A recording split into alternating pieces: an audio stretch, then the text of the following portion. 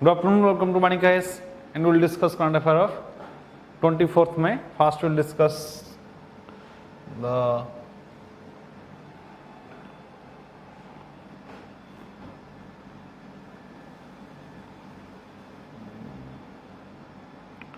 objective questions.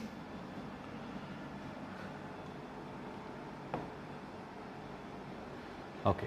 Which of the following are exempted from places of Worship Act that recently in news? Places of Worship Act, that means you have the right to worship. Right to worship will not be guaranteed.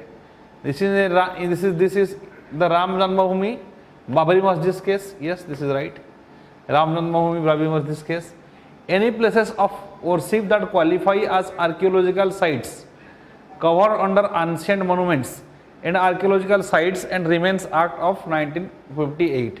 That means where excavations are going on or restoring is of that place is going on, you do not have the right, because archaeological site of India, it basically restores or the work of excavations. These things are done by archaeological sites of India. So in that case you do not have the right to worship in that place. And another thing is, any place worship is disputed in August 1947 during the time of independence. If worship is disputed, then that is also, that is you do not have the right to worship in these things. So all the statements here are right. Why this right to dispute came into the news? It is because of, first thing, it is because of the Gyanvapi Masjid, where there is some some section of Hindu scholars say that it is a sibling and also in the premises of a masjid, right? So in those areas there is no right to preach. Court has declared that Hindus do not have a right to worship in those areas as it is disputed. So here all the three statements are right. These are exemptions in case of right to worship act. In all these cases you do not have the right to worship. See article 25, 26, 27, 28, all these things, they relate to as a fundamental right regarding your religious practice or faith or belief, right? You may practice any religion of your choice in India. Okay.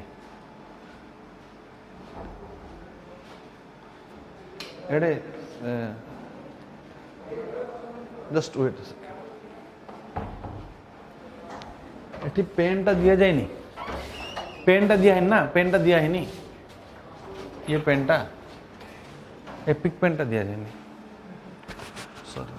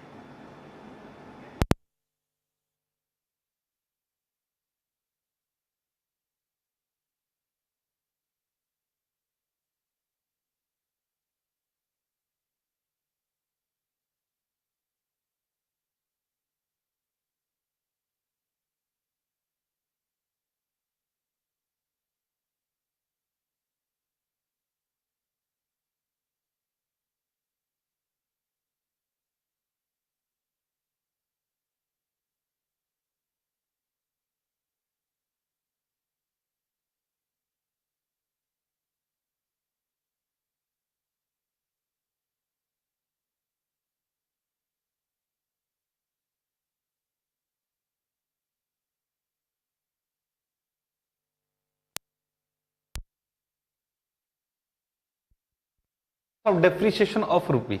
See, so far as depreciation means, for example, suppose $1 is equal to 70 rupees, right? And this has increased, $1 became suppose 74 rupees.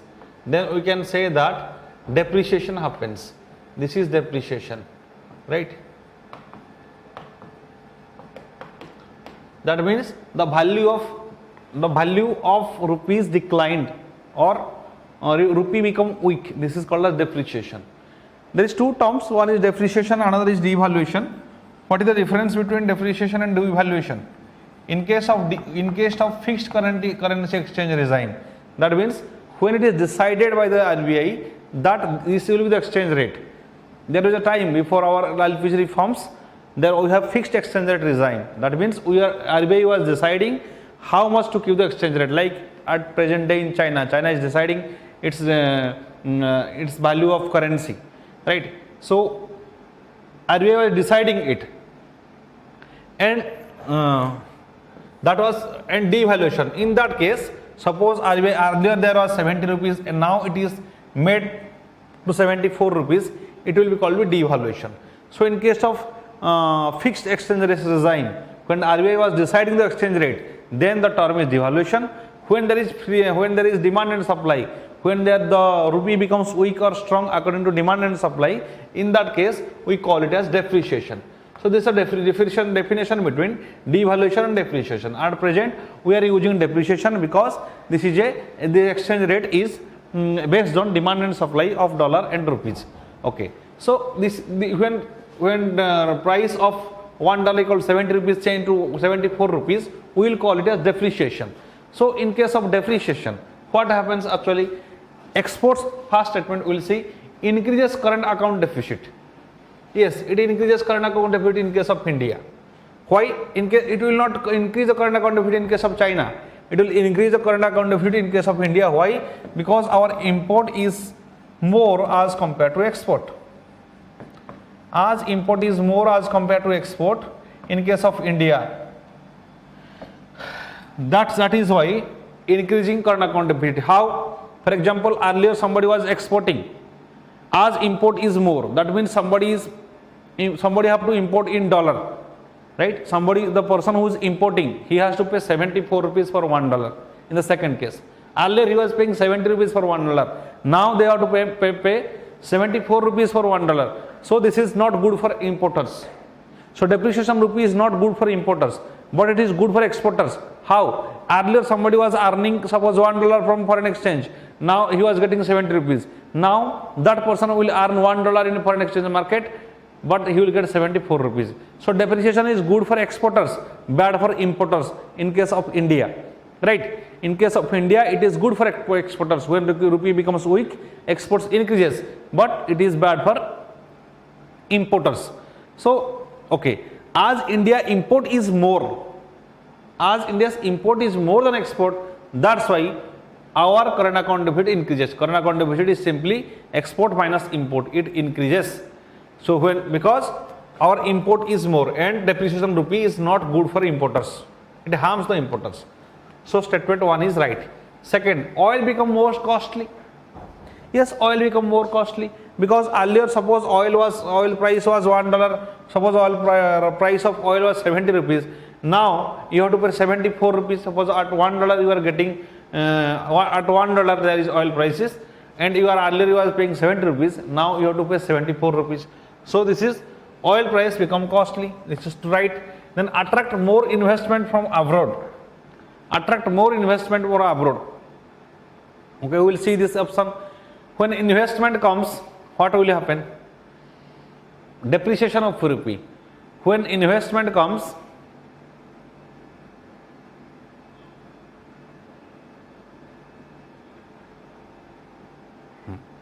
see, when rupee becomes weak, usually what happens? Outflow of investment happens. Indian companies, they go and invest in other countries. So this option 3 is wrong. When rupee becomes weak, Indian investment goes abroad. There is no, it will not attract investment because it is signal of rupee becoming weak. That means it is dollar becoming strong because dollar demand is getting increased.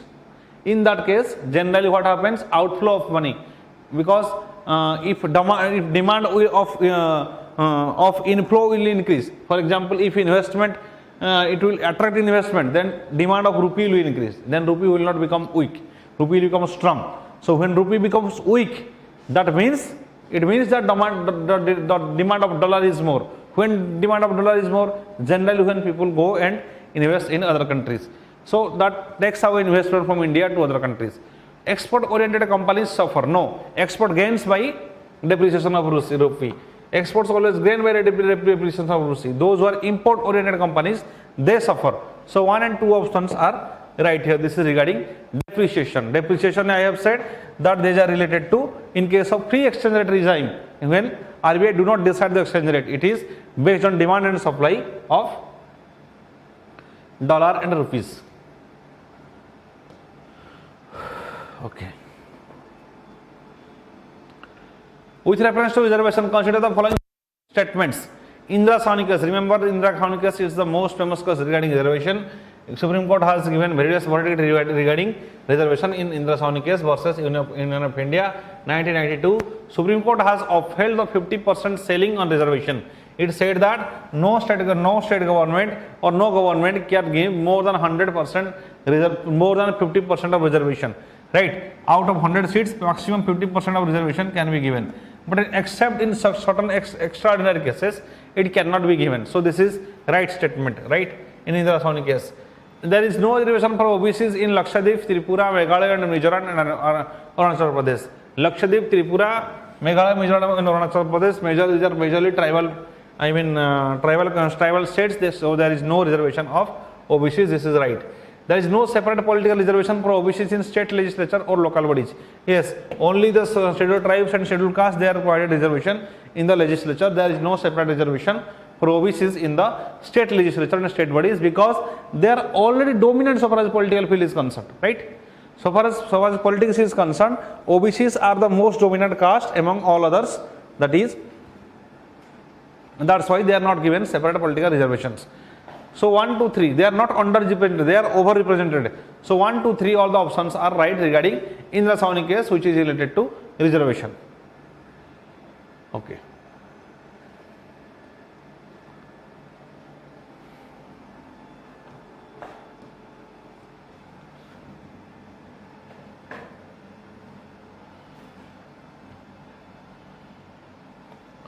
With reference to BRICS Plus, it was conceptualized by India. No, it was not conceptualized by India. It is conceptualized by China. Right? It was conceptualized by China. Wang Yi. It was conceptualized by China in BRICS Summit of 2017. Yes, it is in 2017. It was conceptualized to enhance BRICS Plus or BRICS in other South Asian region. This was BRICS Plus. It was conceptualized by China. It is a permanent arrangement under the ambit of BRICS. No, it is not a permanent arrangement. It is a temporary arrangement. It's a temporary arrangement under BRICS. Temporary arrangement under BRICS.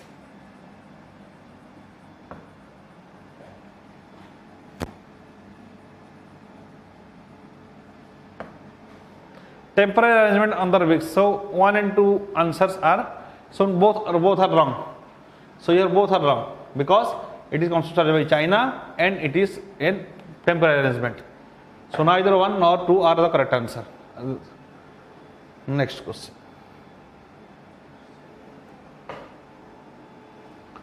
Examine the following statements about International Methane Observatory. It is launched by United Nations Program UNEP with support from European Union. No, it is launched by UNCCD, not UNEP.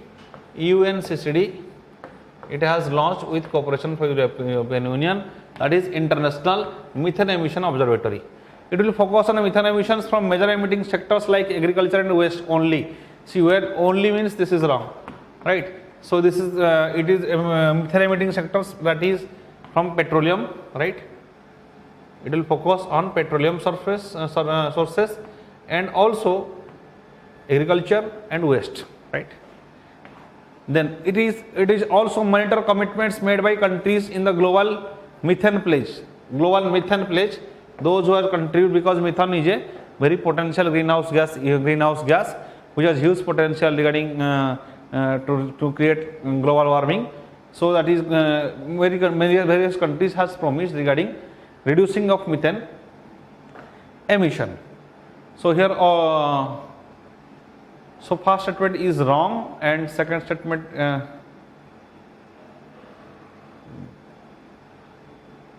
yes, this is right.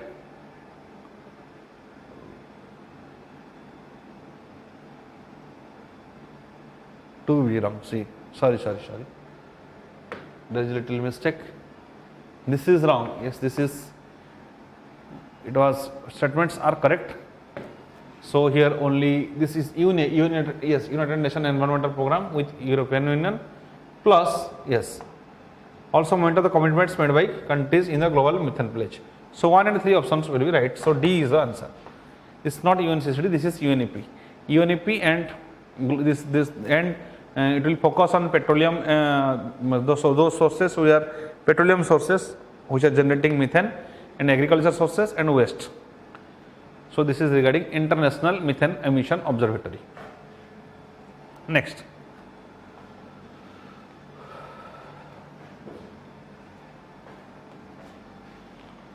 consider the following statement. Survey of India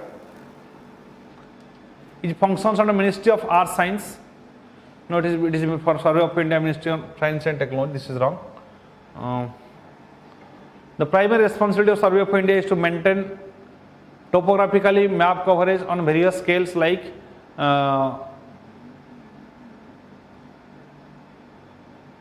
no. Here both the statements are wrong. Various scales like 1:250K, 1:50K, both the statements are wrong here. A report called Banking on Electric Vehicles of India recently released by which of the following? It is Niti Aayog, Rocky Mountain Institution, RMI and RMI India. This jointly all by above they are working. Their report that is Banking on Electric Vehicles of India. They are demanding increasing the priority sector lending, expanding the priority sector lending by RBI to electric vehicles.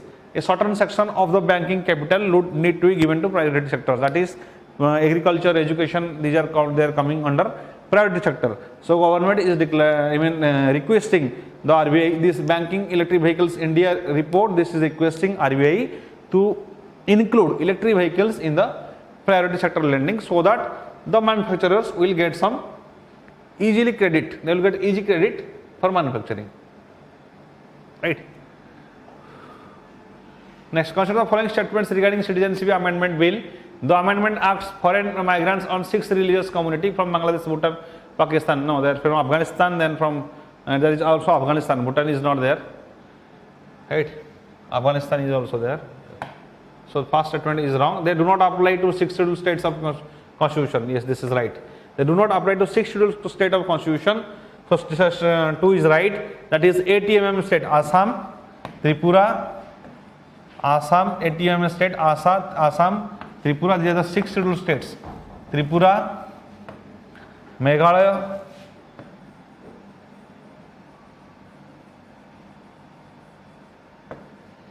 and Mizoram.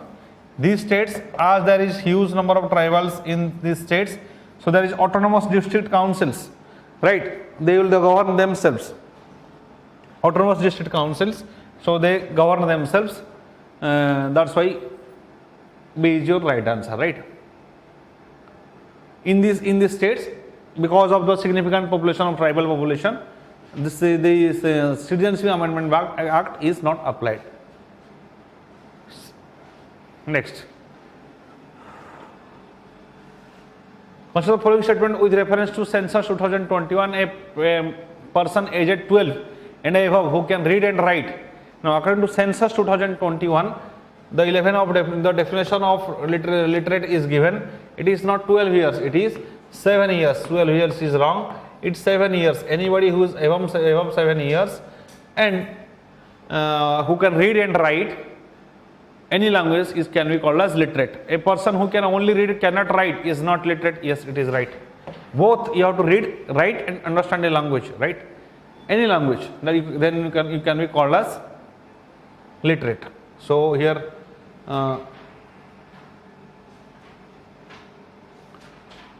only yes, 2 only is the answer. Which of the following organization releases World Governance Indicator Index? World Bank World Governance Indicators. World Governance Indicators. It is released by World Bank. Right? A is the answer. Okay.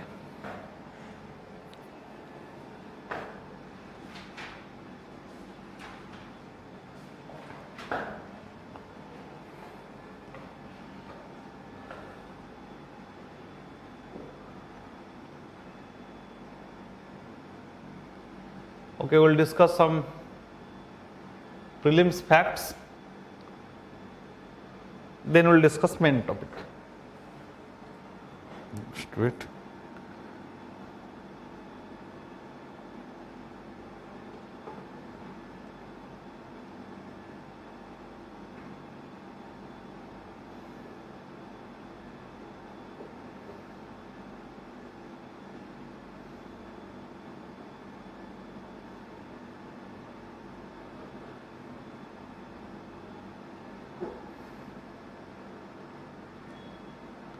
Thank you, Anant Narayan.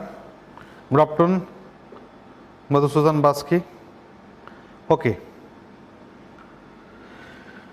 We will start prelims facts. Aurangzeb's tomb, right? Recently, Archaeological Survey of India sought Mughal emperors Aurangzeb's tomb and in the Aurangabad district of Maharashtra for 5 days after mosque committee in the area tried to lock the place, right? So, Archaeological Survey of India sought this tomb. Because why? Because mosque committee area tried to lock the place. Okay, all it is related to Aurangzeb's tombs. What is Aurangzeb's tombs? Okay, Aurangzeb was born in 3 November 1618 in Gujarat's Dahoda. 1618 Gujarat's Dahoda, Aurangzeb born. From 1657 to 1658 there was conflict of succession among Shahjahan's sons. Shahjahan's sons, the complete Aurangzeb was the son of Shahjahan and he was victorious, and 3 brothers including Dara Shikoh was killed. Dara Shikoh, who was a good writer, he was killed during the period of Aurangzeb has killed him. Then he becomes the victorious and he becomes the king. Shahjahan was imprisoned for the rest of life in Agra, right? Next, he was exhausted by a seemingly interminable campaign against Marathas that drained his empire's blood and treasure and died in 1709. Against Marathas, he has fought against Marathas and there is a huge loss of financial loss and died in 1709. So he born in 1618 and died in 1709. He was the son of Shahjahan. He has imprisoned Shahjahan in the rest of life in Agra, and he was buried near the Dargah of his spiritual and religious teacher Sufi Saint Shaikh Jainuddin, keeping his wishes. As his wishes, he was buried near his religious teacher Sufi Saint Shaikh Jainuddin. Right. Lord Curzon later recovered the grave with marble and surrounded with a pierced marble screen.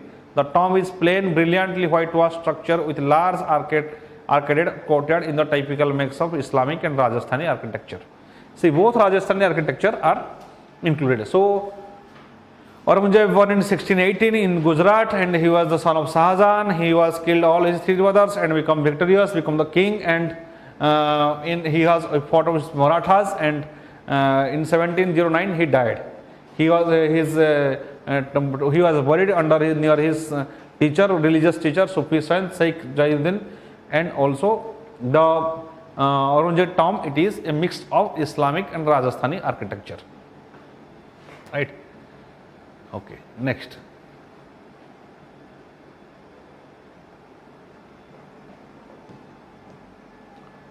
Aurangzeb's tomb was few embellishments save modest dome of 2 minarets, reflecting his austere taste and sharp contrast to the tombs of his forefathers. Modest tomb, right? Save a modest tomb. Few embellishments save a modest tomb. And the emperor has full name Abul Muzaffar Muhyiddin Muhammad Aurangzeb inscribed on marble on the corner of his tomb. These informations are not important. His birth, death, son is of Shahjahan, fought with the Marathas, all these things are important. Then respiratory syncytial virus. Respiratory syncytial virus. The lower respiratory infection attributable to respiratory syncytial virus RSV was responsible for more than 1 lakh deaths of children under 5 worldwide in 2019, according to a new estimate published in the Lancet. So this has killed around 1 lakh children around worldwide. This is respiratory syncytial virus. What is this respiratory syncytial virus? It is a common respiratory virus that causes mild cold-like symptoms. Most common use are acute lower respiratory infection in the young children. Acute lower respiratory infection, it happen in the young children and kill almost 1 lakh children a year. Most people recover in a week or 2, but RSV can be serious, especially for infants and older adults. It is the most common cause of bronchitis, inflammation of the small airways of the lung, and pneumonia in children younger than 1 year in the age of United States. And it infects lungs, breathing process. Healthy people typically experience mild and cold like symptoms in a recover in a weekend too. So this is a viral disease, and you know that there is no such particular treatment for viral disease, like maybe it is coronavirus, maybe Zika virus or AIDS. So it's respiratory syncytial virus. It is severe. Why it is severe? Because it is killing almost 1 lakh children every year. This affects the respiratory infection. It causes respiratory infection that creates bronchitis, and also that infects the lungs of the children. So they affect especially the children and old people. This is respiratory syncytial virus. Its symptoms are normal cold.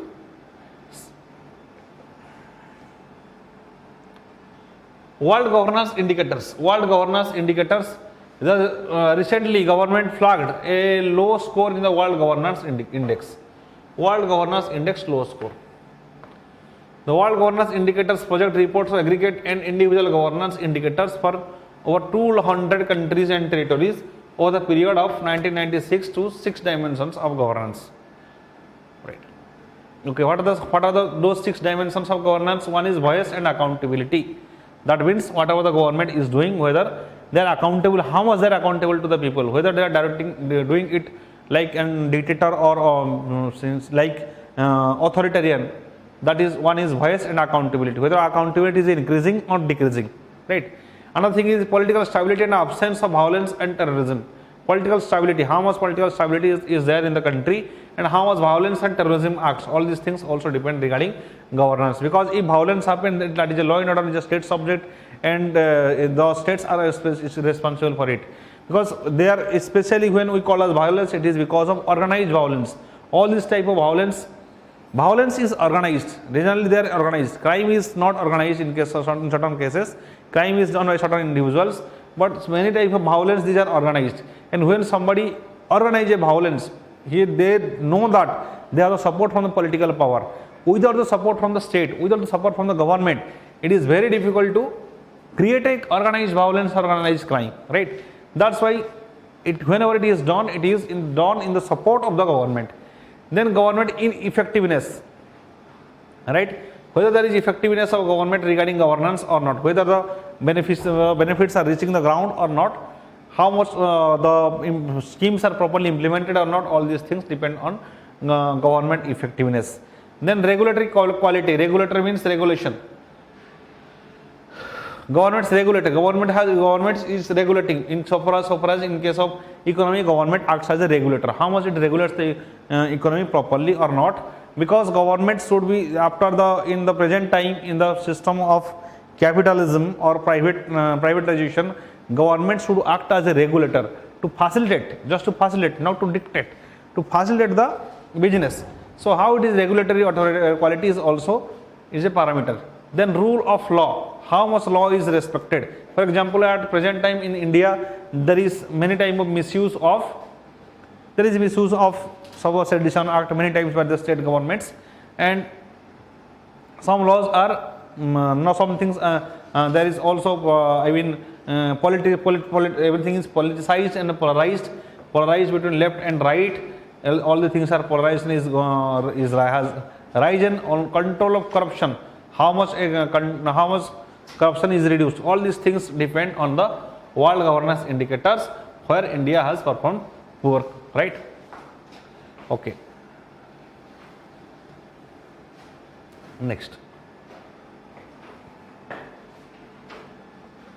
Now, these aggregated indicators combine the views of large number of enterprise, citizen and expert survey respondents to industrial and developing countries, right?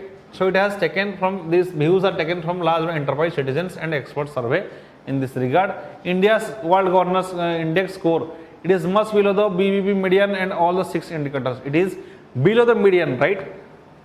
That's the problem. Earlier it was not below the median, now it is below the median. While BBB is an investment grade rating issued by global rating agencies such as SP and Fitch. There are certain global rating agencies. They reduce the rating if number of human rights violations or violence increases or polarization increases. And India's rating has declined a little, right? That's why the WJ score has reduced. In WJ score below BBB median would suggest that India falls below the middle when the scores of countries are arranged in a descending order. Falls below the middle, right? WJ play a key role in deciding sovereign credit rating. of any country, India is losing sovereign credit rating due to low score in WGI parameters. Sovereign credit rating that helps a particular country to get foreign investment or loans, all these things, and that reduces sovereign credit rating. That means the other economies or the agencies, they lack confidence on the Indian government. That's why they have reduced the credit rating. Okay.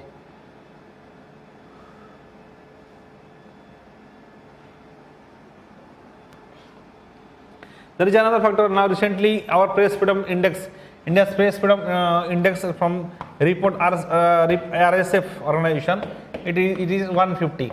Press freedom is also declining, and the press has become increasingly, the news agencies has become increasingly polarized.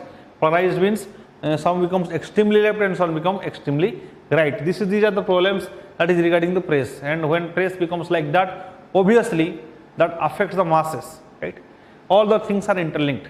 When press become polarized, whether a particular journalist either he becomes left or becomes fully right, they start polarization, and when a polarization happens, conflicts regarding the law and order or violence automatically get created.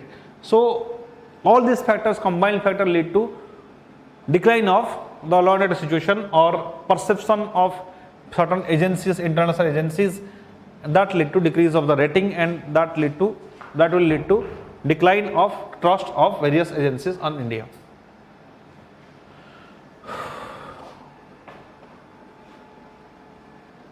Okay, examine various factors behind the depreciation of Indian rupee.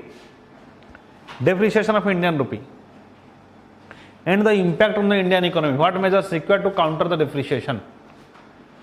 Currency depreciation is a fall in the value of currency. As I have already said, if the rupees, suppose $1 is equal to 70 rupees and becomes 74, then we will say that it is currency depreciation, right? It has increased, depreciation increased. The value of a floating, in case of floating exchange rate system, at present we have floating exchange rate system, that is based on demand and supply.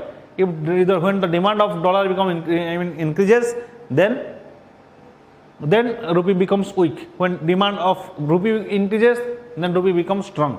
Why there is a undergoing problem of dollarization of economy? The problem of dollarization comes from because of cryptocurrency. Now many people are investing in cryptocurrency. First they convert their money to dollar, then they invest in cryptocurrency, and that lead to weakening of rupee, further weakening of rupee, and that is called as currency depreciation. It is not controlled by RBI. Remember, RBI cannot control this rupee price. RBI just takes some steps to strengthen the rupee, but it do not decide how much rate it will be. That's why we use the term depreciation. When RBI was deciding, we are calling it devaluation, right? So it is the fall of value of a currency in a floating exchange rate system. Rupee depreciation means that rupee has become less valuable with respect to dollar. Yes, less valuable. Earlier it was $1 equal to 70 rupees. Now $1 equal to 74 rupees. So this is, we can call it rupee depreciated or become less valuable. Indian rupee fell all time low at 77.44 against US dollar. The outlook for the Indian rupee will be weighed down by tighter global monetary policy and strengthening US dollar and risk aversion and higher current account deficit. Right? This will strengthen our current account deficit because in case of India is not a manufacturing hub. It is importing huge amount of things. Its imports are more than the exports.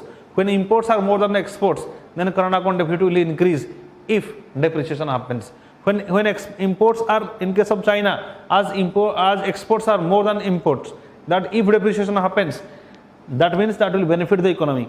That's why Chinese are devaluing their currencies. Chinese has devalued almost 70% of its currency.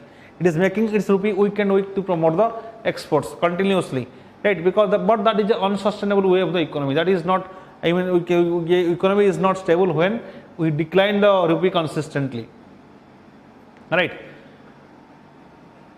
So in case of India, we have a floating exchange rate system, and every year this rupee gradually becomes weak and weak. Next, various factors behind the depreciation of Indian rupee. Sale of the equity. A sale of the global equity markets which are triggered by hike interest rate by the US Federal Reserve, the war in Europe, and growth concerns in China due to COVID-19 surge led to rupee depreciation. A sale of global security markets. by hike interest rate from the, when interest rate by US Federal Reserve increases, at high interest rate means rupee will, people will more invest in US, right? People will more invest in US. That's why demand of dollar will increase, because they are providing high interest rate. With US Federal Reserve hiking the rates by 50 basis points, there has been a sale of global markets as investors have rushed to the dollar, because they will invest in dollar. Remember, where interest rate increases, people invest in those countries. So as that is increased by 50 basis points, then there will be investment in dollar. So investors have rushed to the dollar, so price, so the value of dollar has increased. Okay, outflow of dollar. The outflow of dollars is result of high crude prices. High crude prices has increased because of Ukraine and Russia war. And the correction in equity markets is also causing the adverse flow of dollars. Outflow of dollars result of high crude prices, and the correction in equity market is also causing high adverse flow of dollars. Then India is a foreign, in India foreign portfolio investors have pulled out around 5.8 billion since the beginning of the financial year, as per data from Kotak, exerting downward pressure on the currency. Portfolio investors have pulled out around 5.8 billion. Foreign portfolio, FII, which is called as FII or FPI. That means the foreign investment in stock market. As they have pulled out from Indian economy and invested somewhere else, the world, this FPI and FII, these are very volatile things. Anytime they get more interest in somewhere else, they are getting more output, they will shift to there. So in India, foreign portfolio investors have pulled out the money around $5.8 billion since the beginning of this financial year from the data of Kotak, exerting downward pressure in the currency. So demand of dollar increases, that's why it becomes stronger. Okay, high crude prices means when crude prices become increased, we have to spend more dollar, right? You have to spend more dollar for the same product. When you spend more dollar for the same product, the demand of dollar increases. That strengthens the dollar. And tightening monetary policy, steps taken by RBI to tighten the monetary policy to counter rising inflation is also led to depreciation, right? Also led to depreciation, because RBI tightened the monetary policy, because inflation is rising, right? As inflation is rising, RBI has to decrease the supply of the money. That's why they have to tighten the monetary policy, and that increases the demand of that decreases the value of money. Inflation is happening, that's why the value of money is declining. Then trade deficit. Here is also the pressure owing from the rising trade deficit. In April, trade deficit stood at 20 billion from 18.7 billion in March. In fact, according to analysts, the current account deficit is likely to be at its highest level since the crisis 2013. Current account deficit is highest. Why? Because of Russia-Ukraine war and a post-pandemic effect. Trade deficit. There is also trade deficit. Trade deficit means our exports are less than the imports, right, from a particular country. So trade deficit is increasing, and as trade deficit increases, obviously we will spend dollar, right? So that will increase the demand of dollar. Demand of dollar increases, that becomes strong. Okay, impact on the Indian economy of falling rupee. The current account deficit is bound to widen, depleting the foreign exchange reserves and weakening the rupee. That will deplete the foreign exchange reserves and weaken the rupee, and current account deficit it will increase. Current account deficit, CAD, it will increase, because CAD is equal to export minus import. But we have a huge foreign exchange reserve, because India is receiving maximum remittances in the world. So we should not worry regarding that there will be chances like in case of Sri Lanka, because we have a huge reserve of foreign exchange because of huge FDI and also huge remittances. We have huge foreign exchange, right? Next, with higher, we have huge foreign exchange, but there is current account deficit, because current account deficit is export minus import. With higher landed prices of crude oil and other crucial imports, economy is definitely inching towards cost push inflation. When it happens when cost of a particular price rising, input cost got rise, that lead to cost push inflation. So high crude price because of the Russian-Ukraine war and also post-pandemic supply chain breakdown of supply chain, that led to increase in the price of the oil. Then costful inflation is also wage push inflation occurs when overall prices increases. Inflation due to increase in the cost of wages and raw materials. Increase the cost of wages and raw materials. The cost of wages and raw materials has increased, that also lead to cost push inflation throughout the world, right? Okay. So when such type of imports increases, then demand of dollar increases, and that lead to strengthening of dollar. Okay.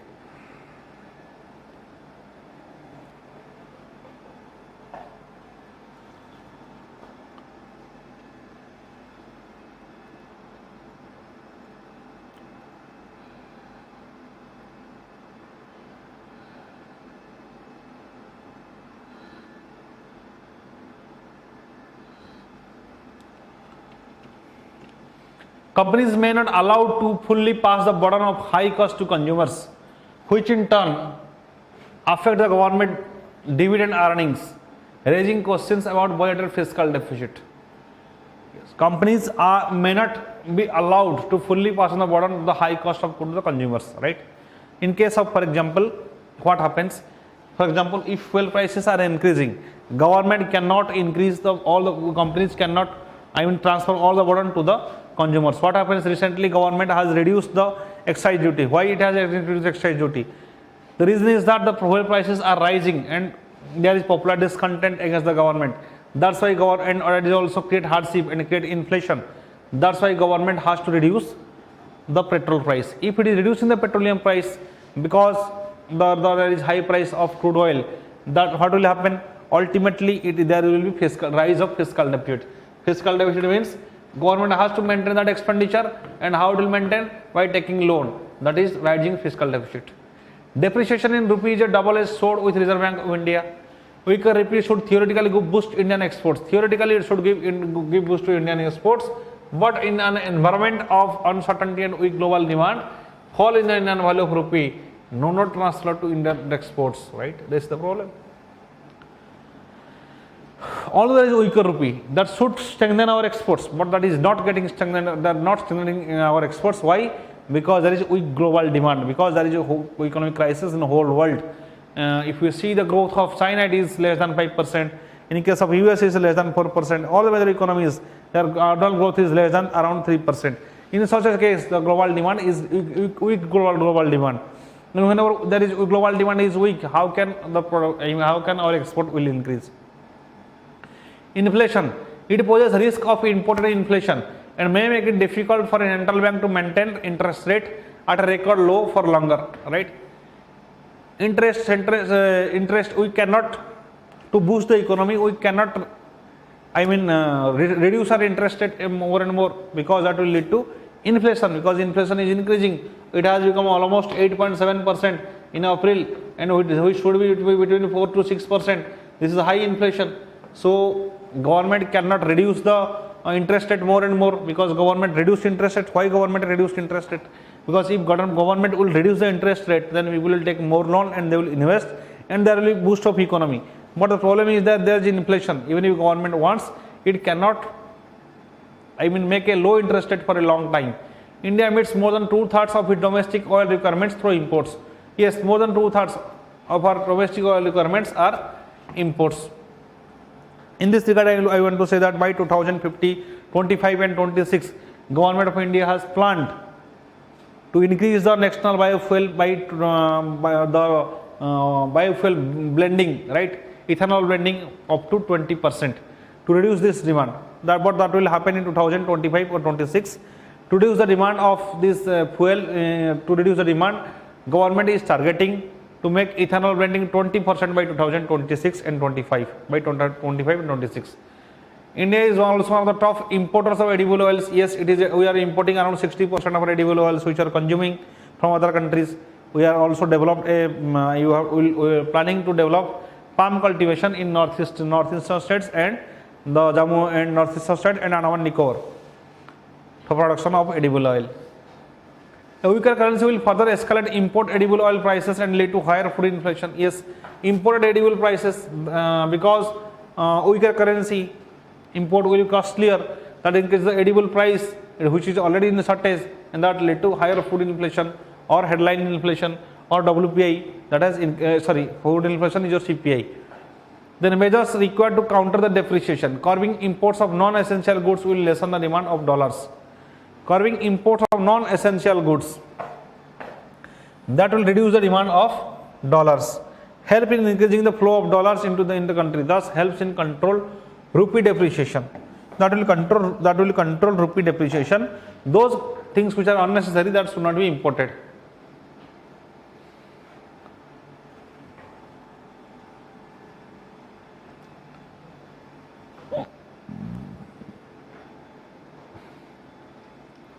Then masala bonds.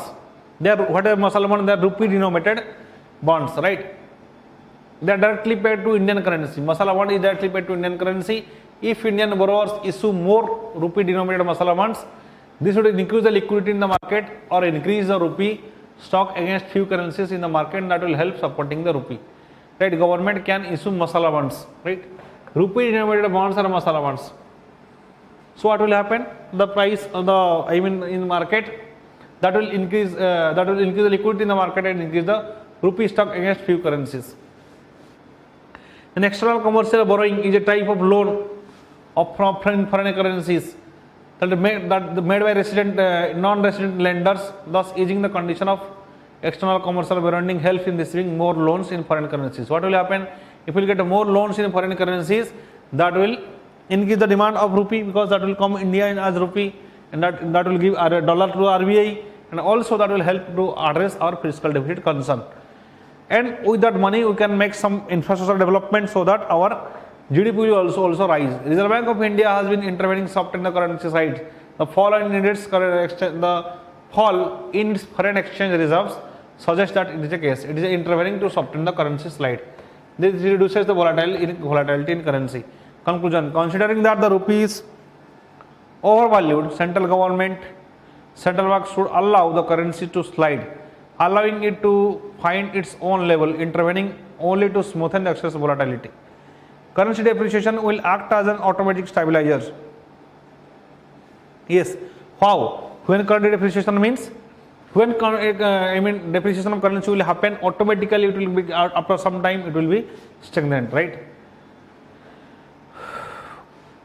It will help ease current account pressures by curbing imports, but more importantly, it will boost the exports and critical driver economy through current juncture.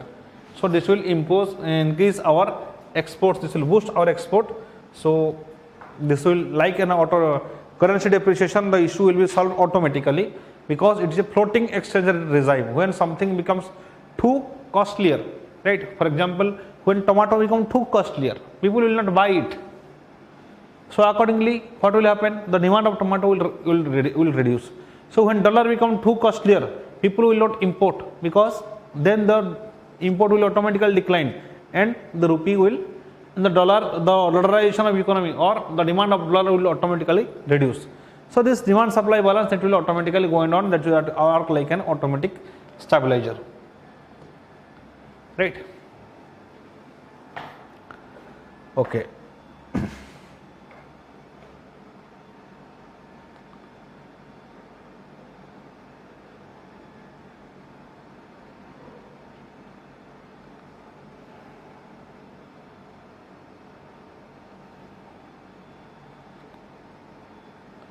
So the lecture ends here. Like this video, share this video, and subscribe to VANIK-IAS. Thank you.